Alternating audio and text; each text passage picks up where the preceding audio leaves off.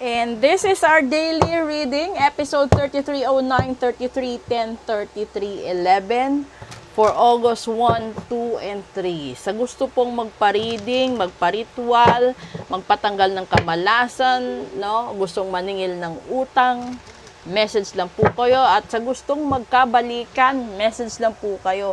Kukuha tayo dito ng 3 at aalamin natin kung ano yung mga warning sa atin ni Universe sa susunod na mga araw. Lalong-lalo na is First Friday tayo ngayon. Unang baraha. Ay, always be prepared agad. And pangalawa, the keeper of the secrets. Hala, bakit ganyan? And pangatlo, prosperity, di ba? Auno. Ngayon, ito yung catch dito. Kasi, sa 3 card, yung sinabi dito sa una is, maging handa ka. Posible, kung ito'y usapin sa pera, usapin sa negosyo, sa pamilya, magiging handa ka kung ano man yung madidiskubre mong sikreto, no? Para sa kasi dalawa lang yung sikreto na madidiskubre mo eh. Makakasakit sa'yo or makakabuti sa'yo. Dahil merong mga bagay na sinisikreto para maiwasan ang mga gulo at posible na mga negative na energies.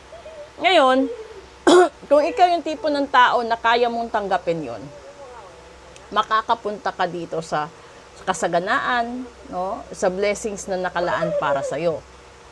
Ito yung term sa mga finances natin or businesses natin. Kung ilalagay naman natin ito sa usaping pag-ibig, may karelasyon ka man, ka-live-in, kasal ka, or hiwalay ka, kailangan lagi kang handa na merong mga sikreto na matutuklasan mo sa buwan na ito, lalong-lalo na simula ngayon hanggang sa mga susunod na araw.